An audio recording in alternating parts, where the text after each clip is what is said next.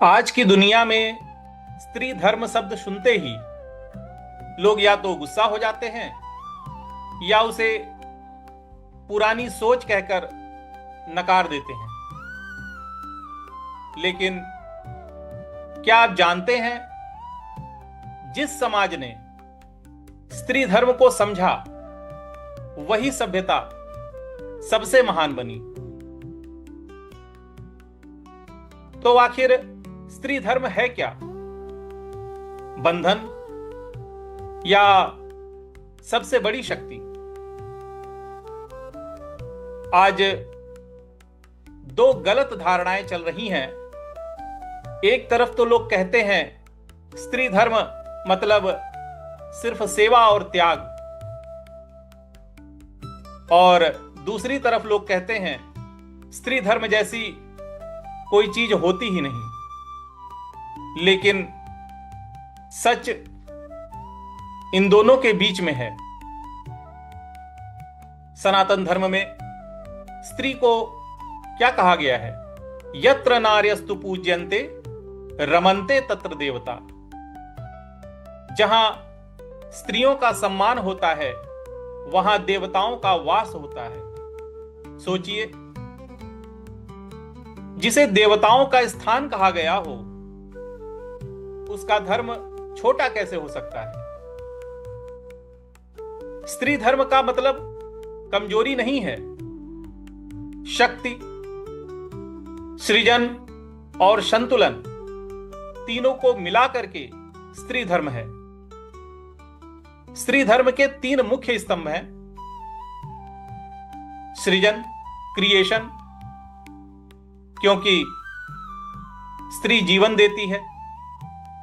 सिर्फ बच्चे को नहीं, संस्कारों को, समाज को, भविष्य को, सबको जीवन देती है। दूसरा स्तंभ है करुणा और प्रेम का। स्त्री घर को घर बनाती है। जहां पुरुष संरचना देता है वहां स्त्री उसमें प्राण डालती है। और तीसरा है संतुलन, बैलेंस। स्त्री ही परिवार, समाज और भावनाओं का संतुलन रखती है।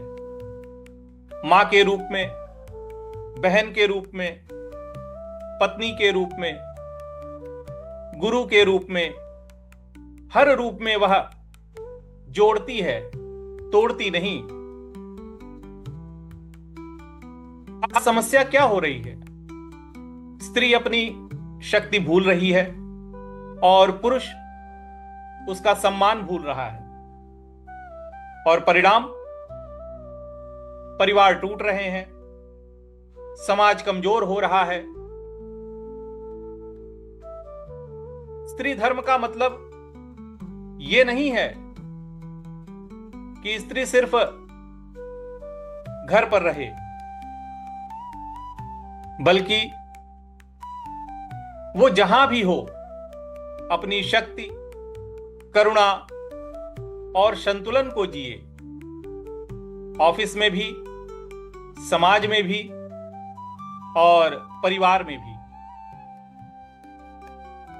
जब स्त्री अपने धर्म को समझती है तो वह सिर्फ एक व्यक्ति नहीं रहती, वह एक शक्ति बन जाती है।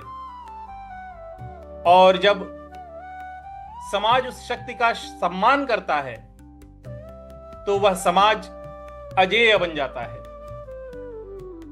तो सोचिए,